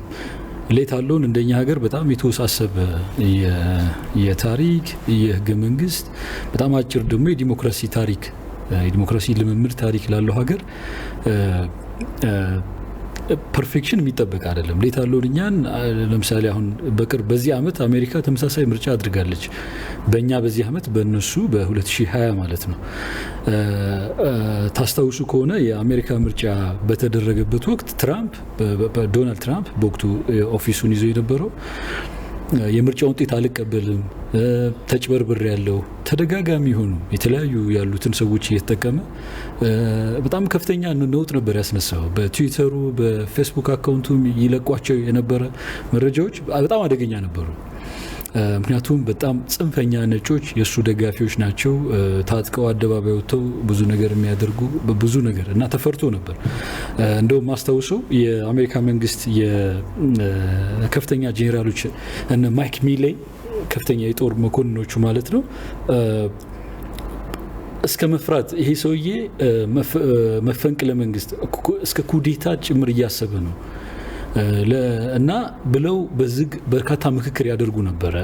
ከዛ በኋላ እነ ማርክ ሚሌይም ሌሎችም የአሜሪካ መንግስት ከፍተኛ የጦር ሹማምንቶች ሪዚግኔሽን እስከ ማስገባት ተሰብስበው በዝግ ተወያይተው ሪዛይን እናቀድምን። ምክንያቱም ይሄ ሰው በምርጫ የመጣውን ውጤት ለመቀየር ይጠቀምበት የነበረው ሂደት ያው ጄኔራሎቹ ተጠቅሞ የጦር መኮንኖቹን ተጠቅሞ ነው ሊጠቀም የሚችለው። ስለዚህ ሳይጠቀምብን ቀድመን ሪዛይን እናደርግ እስከ ማለት ደርሰው ከፍተኛ ምክክር ያደርጉ ነበር እና ይሄ የዓለም አንደኛው ዲሞክራሲ የሚባለው ወይም ደግሞ ራሳቸውን የዲሞክራሲ ጠበቃ የዲሞክራሲ ተቆርቋሪ አድርገው የሚወስዱ እኛንን ፈጣሪዎቹ የሚሉ በብዙ ሀገራት ላይ ይሄን መሰረት በማድረግ ዲሞክራሲ መሰረት እያደረጉ የተገባም ያልተገባም በጣም ብዙ ያልተገባ ጫና የሚያደርጉት አሜሪካኖች ናቸው ይሄን ፈተና ሲያዩ የነበሩት። ስለዚህ ይሄን የምጠቅሰው ለምንድን ነው? ልምምድ ነው። መልመድ መቻል መጀመር አለብን። ኢትዮጵያውያን ይሄን መልመድ መቻል አለብን። አሁን ሁሉም ህዝብ የሚፈልገው ነገር ሆኖ ላይሆን ይችላል። ግን እኔ የምፈልገው በሙሉ ተሟልቶ ፐርፌክትሊ ኢንች ፐርፌክት ሆኖ ይተግበር ይፈጸም ብለን ማሰብ የምንችልበት እድል የለም። ነባራዊ ሁኔታው ያንን የሚፈቅድ አይደለም። ለምሳሌ በ1997 ዓ.ም ተቋሚ ፓርቲዎቹ ያገኙትን ትንሽ እርሾ በኋላ በገዢው ፓርቲ የተፈቀደላቸውንም ያህል ማለት ነው ያገኙትን ትንሽ እርሾ ተጠቅመው ቢሆን ኖሮ ወደ ፓርላማ ገብተው ለዚህ ለመልቲ ፓርቲ ሲስተሙ ለመድብለ ፓርቲ ስርዓቱ ተሳትፎበት አስተዋጽኦ እያደረጉ ሄደው ቢሆን ኖሮ ራሱ የድሮውን ኢህአዴግ በሂደት ውስጥ አስገድደው ወደ ተሻለ የዲሞክራሲ ሂደት መውሰድ የሚቻልበት እድል ነበር። ግን ያኔ የነበራቸው የነዚህ ፓርቲዎች የነበራቸው ያኔ ግምገማ ያው ምርጫው ተጭበርብሯል እና ሙሉ ለሙሉ አሁኑ ስልጣኑን ካልያዝን አይነት የሚመስል ሂደት የሚጠቅም አይደለም።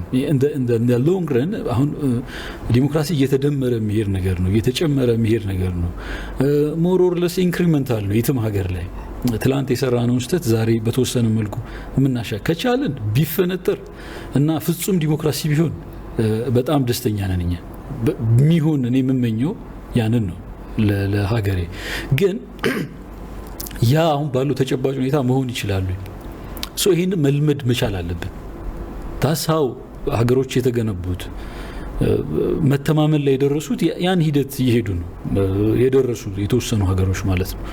ከዛ ውጭ እያንዳንዱ ሀገር ውስጥ ራሱን የቻለ ትልልቅ ችግር ነው ያለው እና ይሄንን ማሰብ ያስፈልጋል ማለት ነው።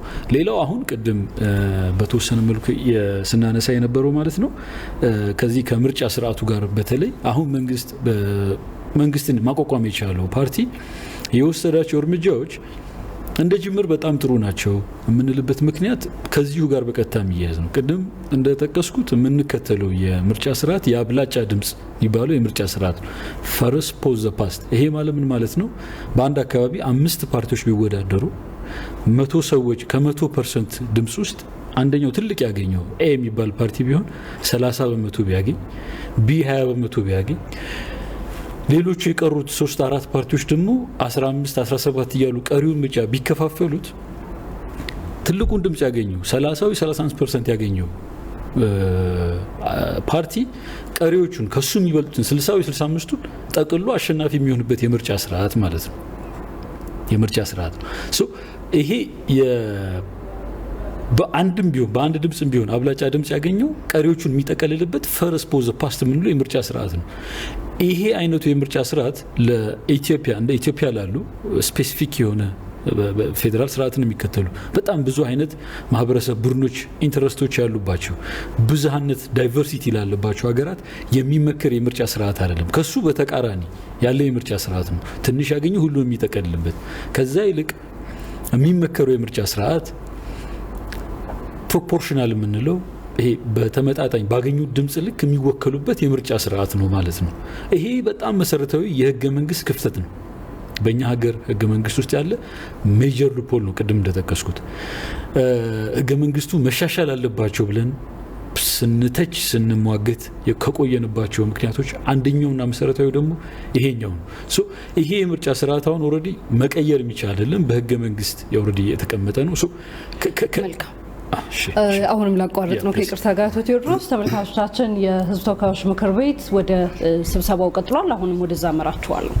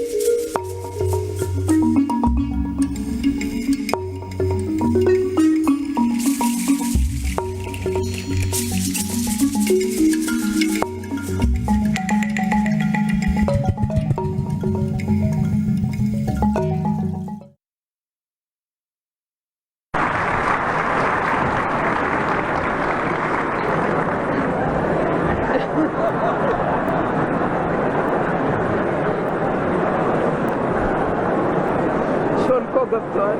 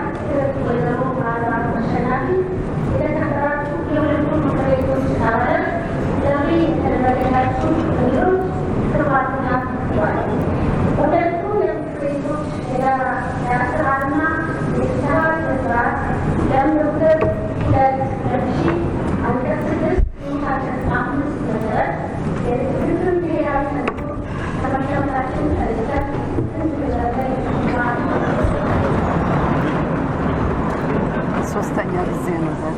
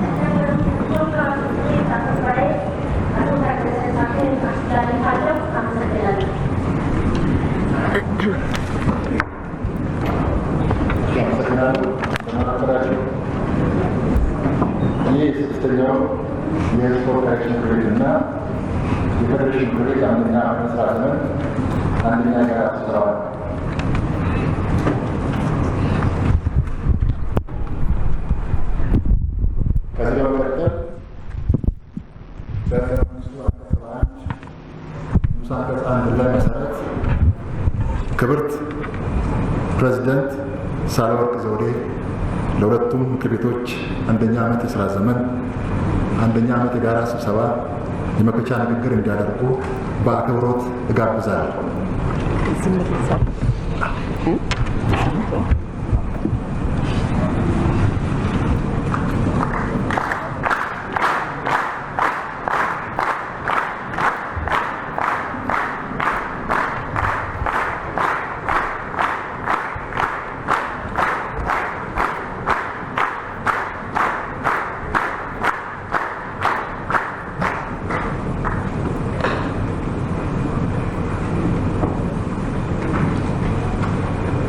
የተከበሩ የሕዝብ ተወካዮች ምክር ቤት አፈ ጉባኤ፣ የተከበሩ የፌዴሬሽን ምክር ቤት አፈ ጉባኤ፣ የተከበራችሁ የሕዝብ ተወካዮች እና የፌዴሬሽን ምክር ቤት አባላት፣ ጥሪ የተደረገላችሁ እንግዶች፣ ክቡራትና ክቡራን፣ በአዲሱ ዓመት የሁለቱ ምክር ቤቶች የስራ ዘመን መጀመርን በይፋ ለማብሰር በሚከናወነው በዚህ መድረክ ላይ ተገኝቼ ንግግር ማድረግ በመቻሌ በቅድሚያ የተሰማኝን ልባዊ ምስጋና ለዝወዳለሁ።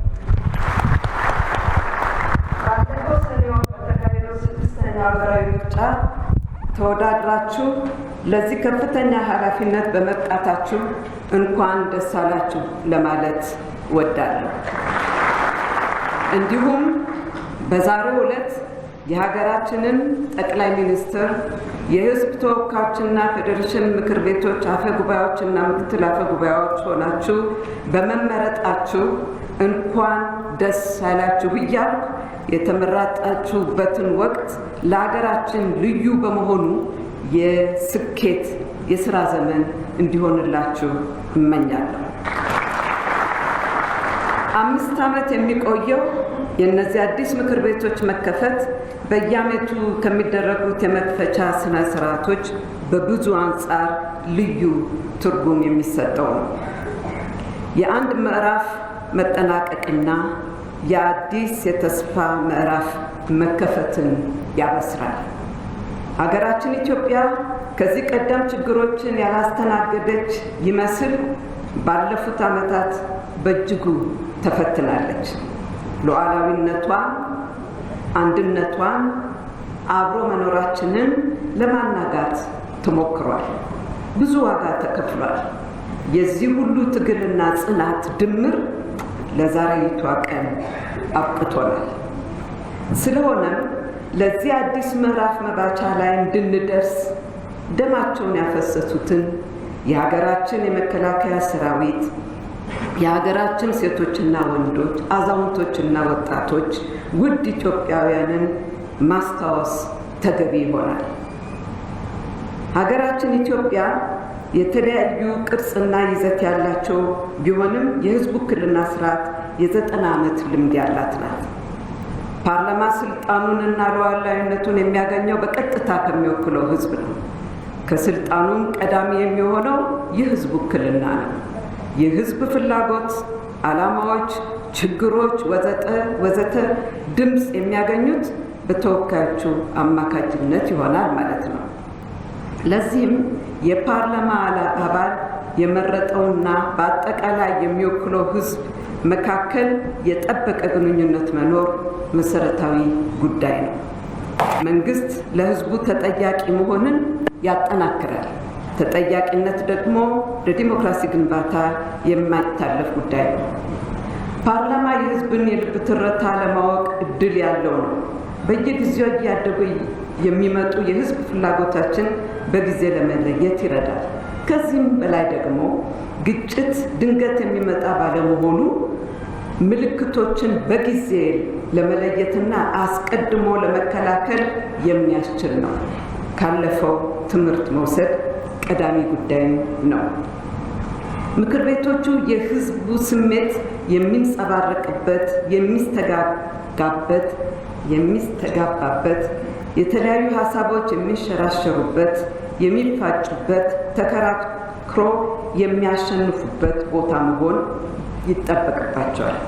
ጠንካራ ፓርላማ ለመልካም አስተዳደር፣ ተጠያቂነትን ለማስፈን፣ ለዜጎች መብት መከበር ዋና መተማመኛ ነው። ከተመዘገበው ሕዝብ መካከል በብዛት ወጥተው ወደ ምርጫ ጣቢያ የሄዱት ዜጎች ድምፄ ይቆጠርልኛል በማለት ነውና ተመራጮች ቃል የገቡትን መፈጸማቸውን በቅርብ እንደሚከታተለው እሙን ነው። ፓርላማ በአንድ የያዘን ሰንሰለት እንዳይናጋና እንዳይፈርስ ማድረግ ቀዳሚ ኃላፊነቱ ነው። ፓርላማ ለአንድ ሀገር ዲፕሎማቲክ ስራም የማይናቅ አስተዋጽኦ እንዳለው ይታወቃል። ባሳለፍነው በ2013 በጀት ዓመት የነበረው አፈጻጸም በተለያዩ ውጥረቶች ታጅቦ የተካሄደ ቢሆንም ከዚህ ቀደም ከተካሄዱ ምርጫዎች ሁሉ በበርካታ መለኪያዎች የተሻለ ቅቡልነት ያለው ምርጫ ማካሄድ ተችሏል። ምርጫው በሀገራችን ዲሞክራሲያዊ ምርጫዎችን ለማካሄድ ጠንካራ ተቋማት ተጠናክረው ያየንበት፣ ለወደፊትም ቢሆን ነፃና ገለልተኛ ምርጫ እንዲካሄድ መሰረት የተጣለበት ነበር ማለት ይቻላል። ባለፉት 3 ዓመታት ሲወሰዱ የቆዩ የኢኮኖሚ ማሻሻያ እርምጃዎች ኢኮኖሚውን ከነበረበት ከቁልቁለት ጉዞ በመታደግና በማነቃቃት ከፍተኛ ውጤት አምጥተዋል። በተለይም የኢኮኖሚ ማሻሻያ የትግበራ ጊዜያት ካጋጠመው ተፈጥሯዊና ሰው ሰራሽ ተግዳሮቶች አንጻር ሲታይ ሲወሰዱ የቆዩ እርምጃዎች ከሞላ ጎደል ውጤታማ ነበሩ ማለት ይቻላል። ሆኖም ግን የኑሮ ውድነትና ስራ አጥነት ወሳኝ መፍትሄ የሚፈልጉ የኢኮኖሚው ፈተናዎች ሆነው ቀጥለዋል። ባሳለፍነው ዓመት የታላቁ ህዳሴ ግድብ ሁለተኛ ዙር የውሃ ሙሌት በስኬት ያጠናቀቅንበት ዓመትም ነበር።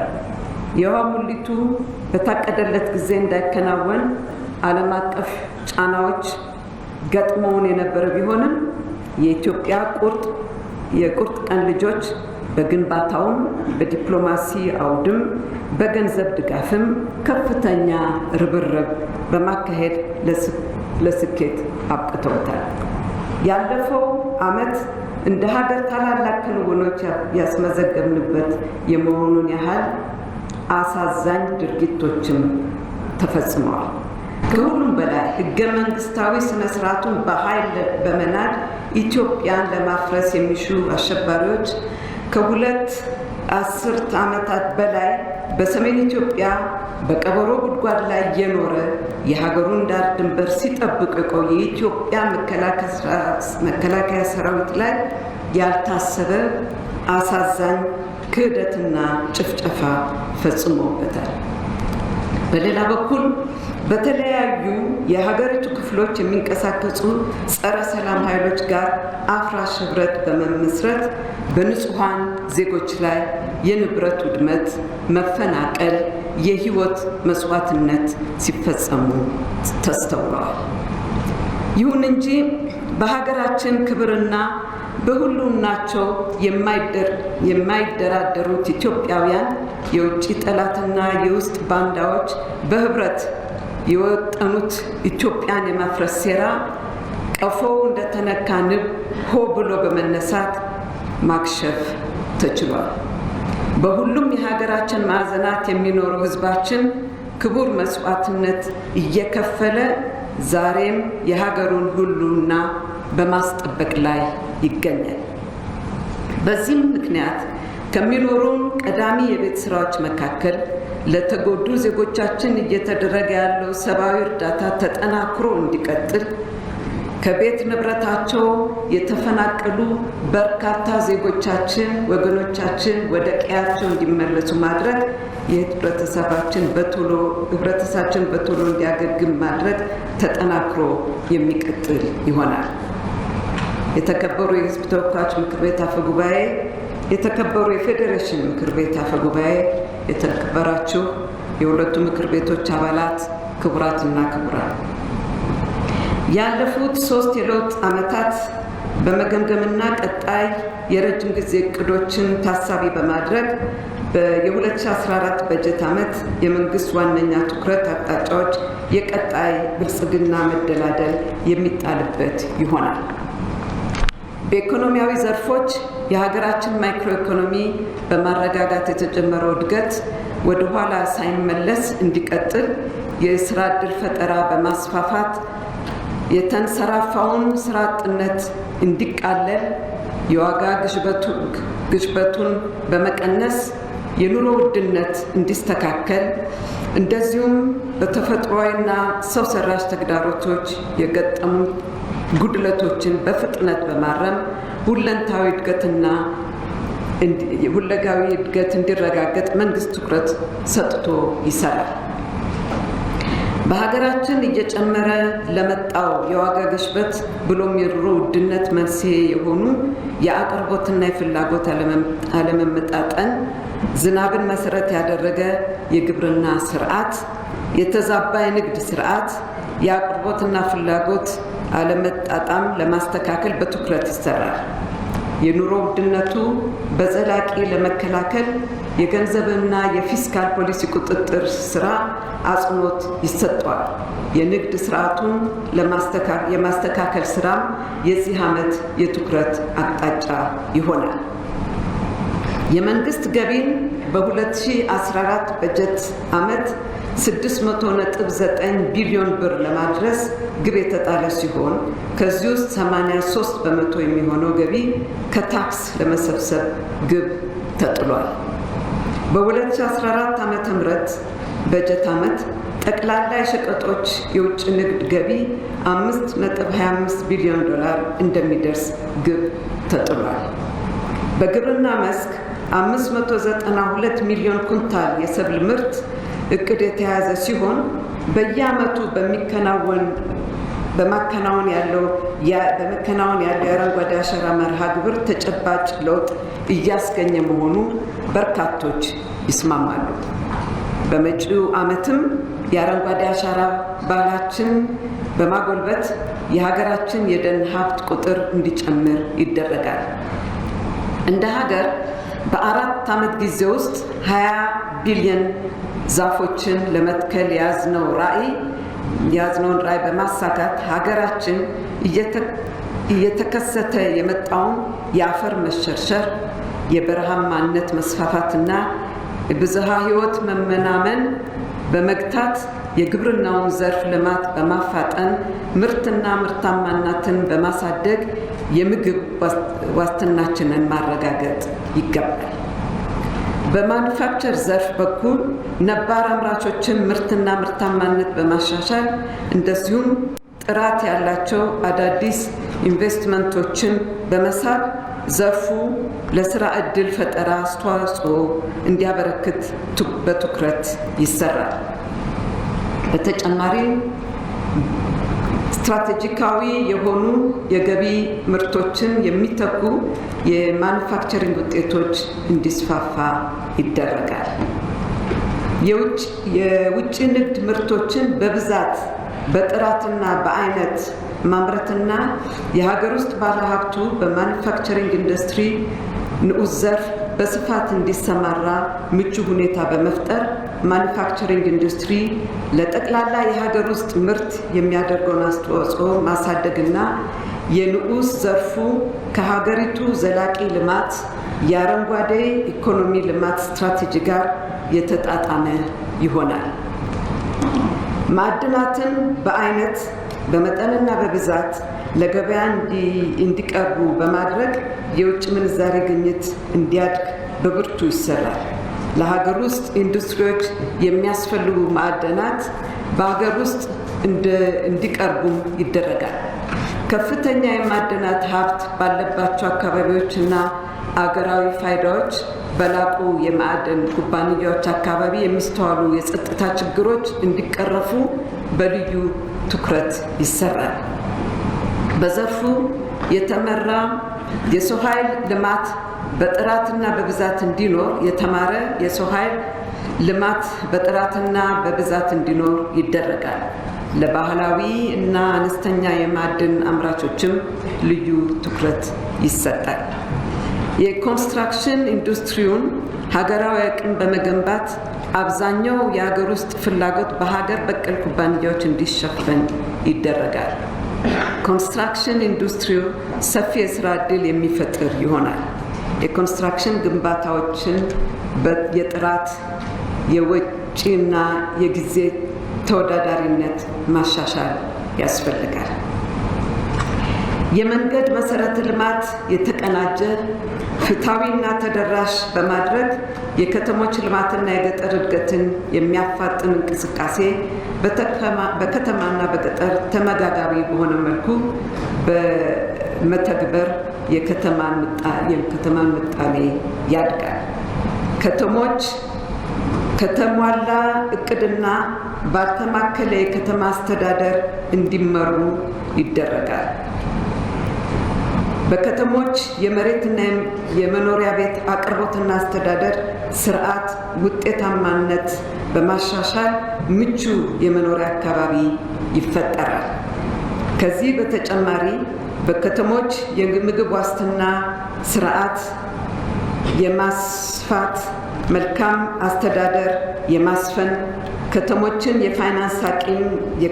የፋይናንስ አቅም የማሳደግ ስራዎች ይሰራሉ። ከቱሪዝም ዘርፍ የሚገኘው ሀብትን ለማሳደግ የቅርስ እንክብካቤና ጥበቃ ስራ በማጠናከር የዘርፉን አገልግሎት አሰጣጥ በማሻሻል ነባር መዳረሻዎችን ማጎልበት ይገባል። በተጨማሪም አዳዲስ የቱሪስት መስህቦች እንዲለሙ ይደረጋሉ።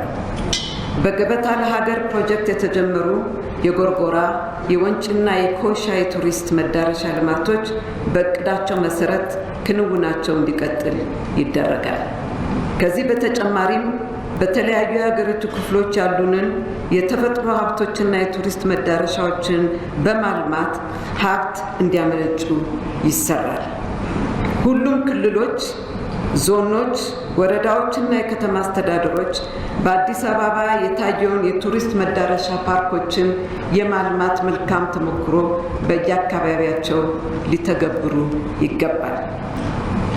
በተለያዩ የሀገሪቱ ክፍሎች የተጀመረው ያልተጠናቀቁ ፕሮጀክቶች በያዝነው ዓመት በማጠናቀቅ ለሕዝብ ጥቅም እንዲውሉ ይደረጋል። የመጠጥ ውሃ፣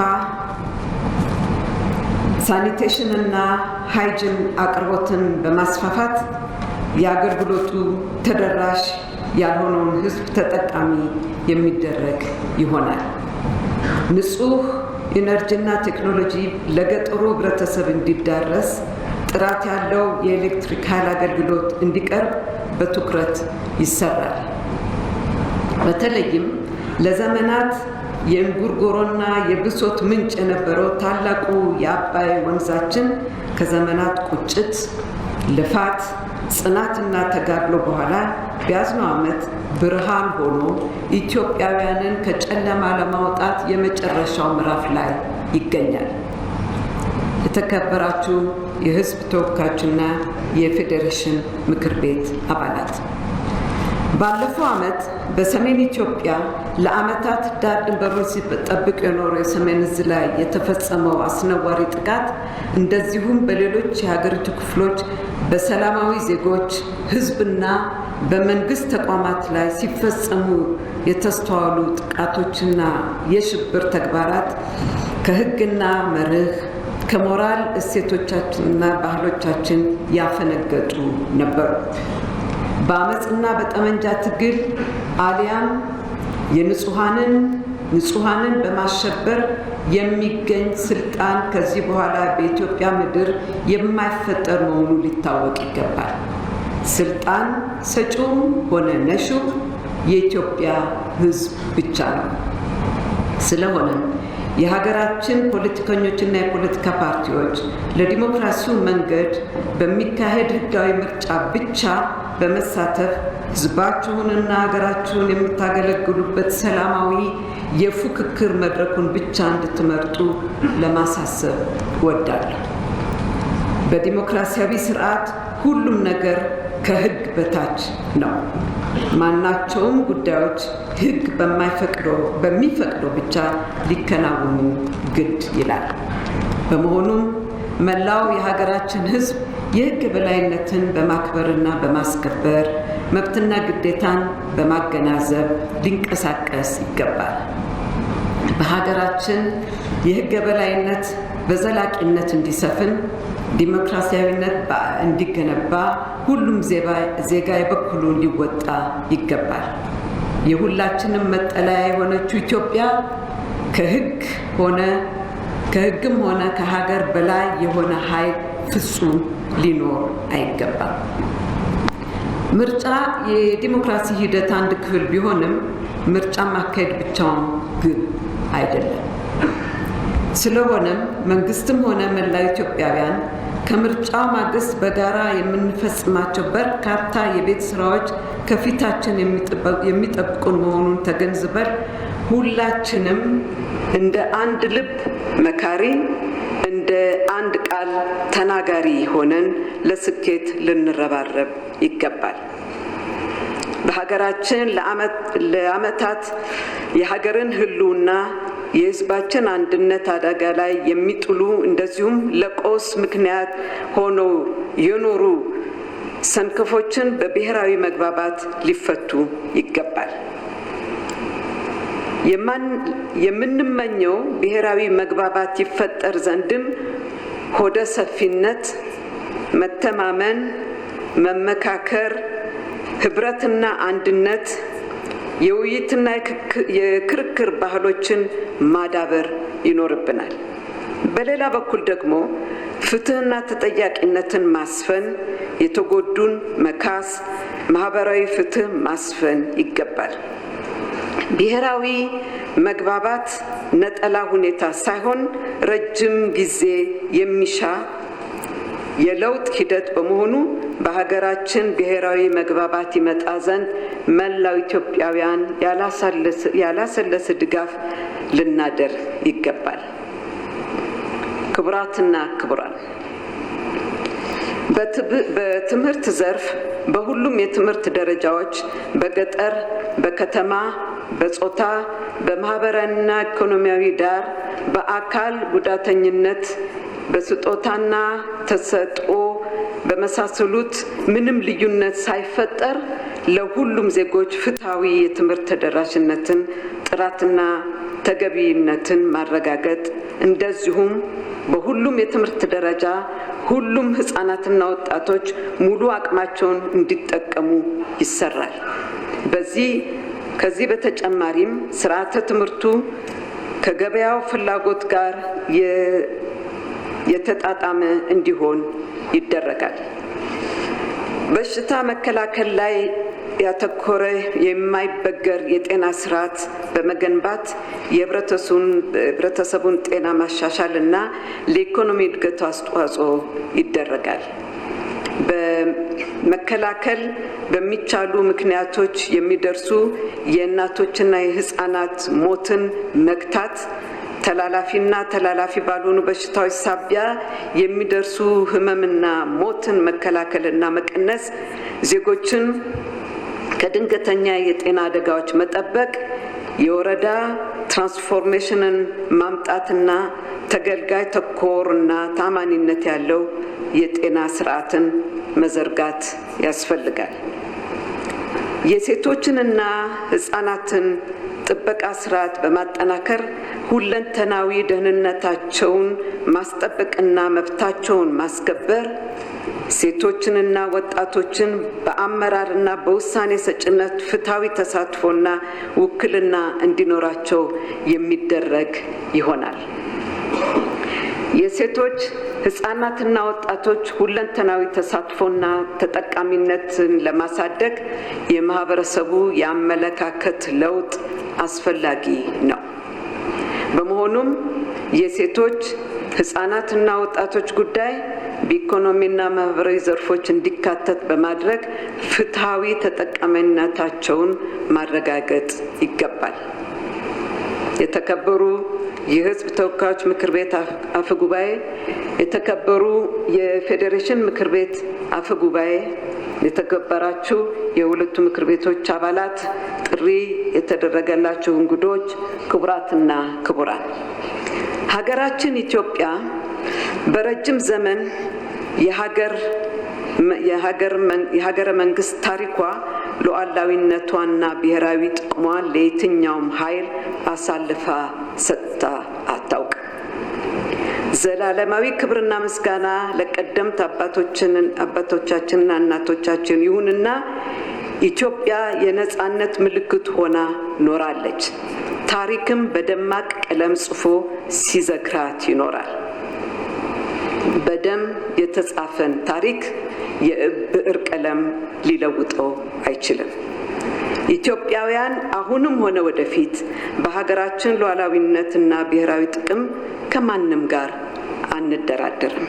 በመሆኑም የሀገራችን የውጭ ግንኙነት ፖሊሲ መርህ የኢትዮጵያን ሉዓላዊነት የሚያስከብር፣ ብሔራዊ ጥቅማችንንና ክብራችንን የማያጎድል፣ የግዛት አንድነትና ዳር ድንበራችንን የሚያስጠብቅ ሆኖ ይቀጥላል። ኢትዮጵያ በምትገኝበት የአፍሪካ ቀንድ የቀይ ባህር፣ ባቤል ማንዴብ፣ የኤደን ባህረ ሰላጤና የቀጠናው አካባቢ የሀያላኑ ሀገራት ፍጥጫ ከጊዜ ወደ ጊዜ እየጨመረ መጥቷል። እነዚህ አካባቢዎች በእነዚህ አካባቢዎች በሚደረጉ አበይት ክንዋኔዎች ኢትዮጵያ የሩቅ ተመልካች ልትሆን አይገባም። በመሆኑም ከጎረቤት ሀገራት እንደዚሁም በቀጠናው ካሉ ተቋማት ጋር በመቀናጀት በቀጠናው የኢትዮጵያን ብሔራዊ ጥቅም የማስጠበቅ ስራ በትኩረት ይሰራል። ከጎረቤት ሀገራት ጋር ያለን ግንኙነት በአካባቢያችን ዘላቂ ሰላምን፣ ማህበራዊ መስተጋብርን፣ ኢኮኖሚያዊ ትስስርንና የጋራ ብልጽግናን ለማምጣት የሚያስችል ስትራቴጂ በመንደፍ ተግባራዊ ይደረጋል። በአፍሪካ ቀንድ ህዝቦች መካከል ሁሉን አቀፍ ትብብርና ትስስር ለመፍጠር የሚያስችል የህዝብ ለህዝብ ፎረም ይመሰረታል።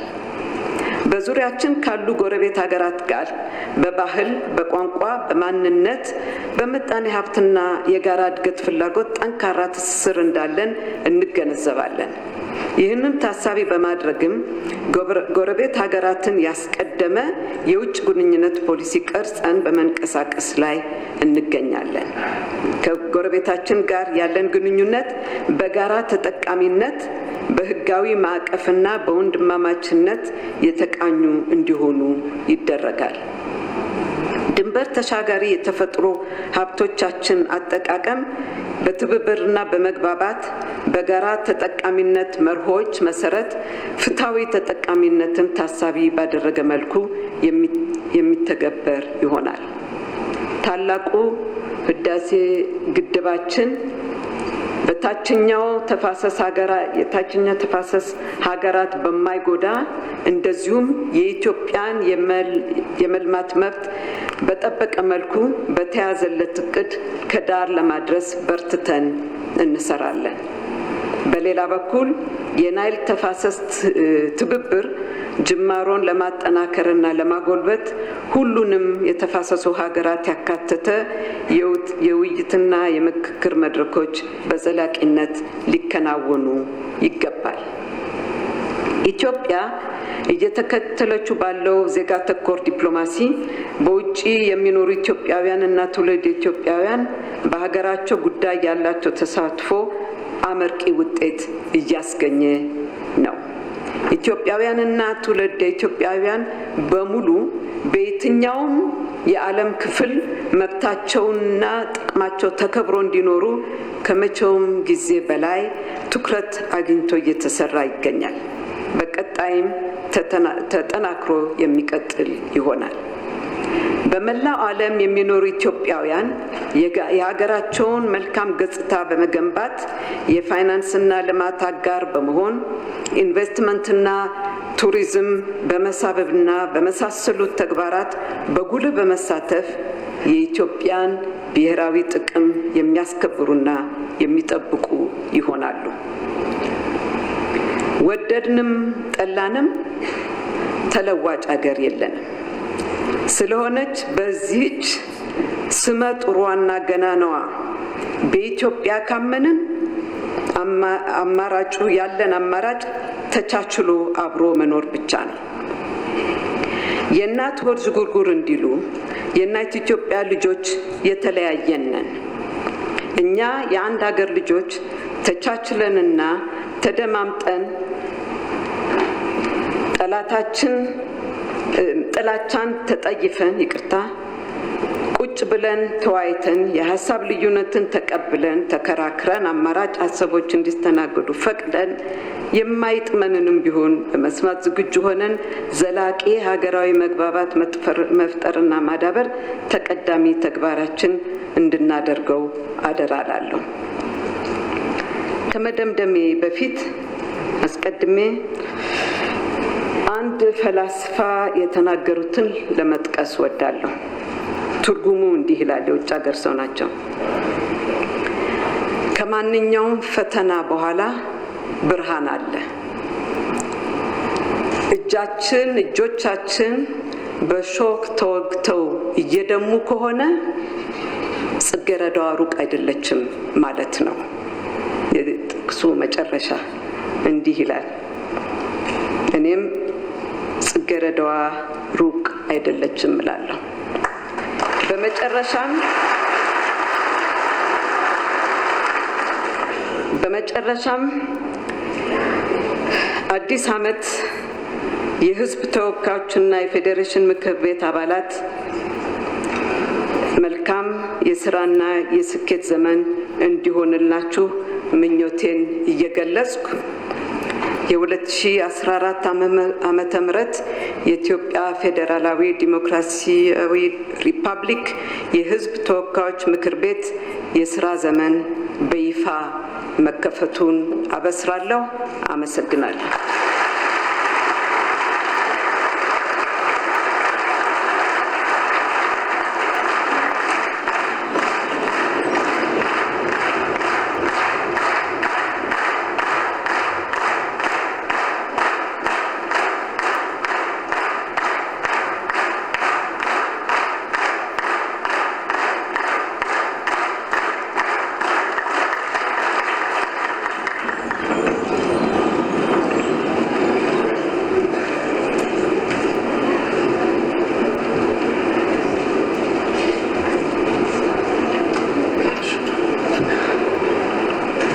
ፕሬዚዳንት ሳህለወርቅ ዘውዴ ለሁለቱም ምክር ቤቶች አንደኛ ዓመት የሥራ ዘመን አንደኛ የጋራ ስብሰባ ላደረጉት የመክፈቻ ንግግር በራሴና በምክር ቤቶቹ ስም በታላቅ ትህትና እጅግ አመሰግናለሁ።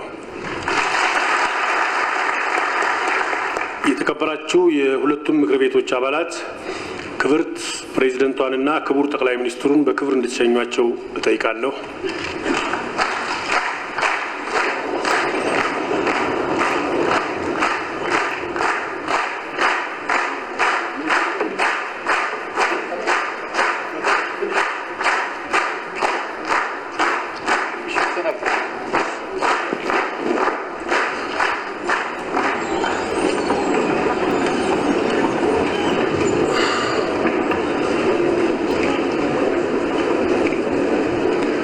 የስድስተኛው የሕዝብ ተወካዮች ምክር ቤትና የፌዴሬሽን ምክር ቤት አንደኛ ዓመት የሥራ ዘመን አንደኛ የጋራ ስብሰባ በዚሁ ተጠናቋል። መልካም ጊዜ።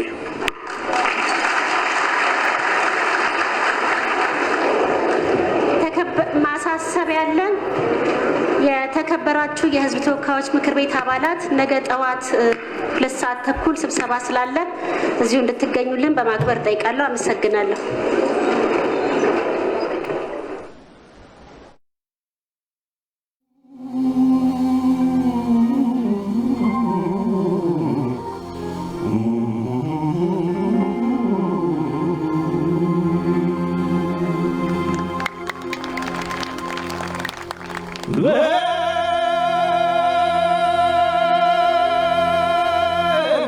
ውዲቷ ለእናት ኢትዮጵያ ታጥቄ ጠንክሬ የምሰዋላት ነኝ እኔ ስለ አገሬ።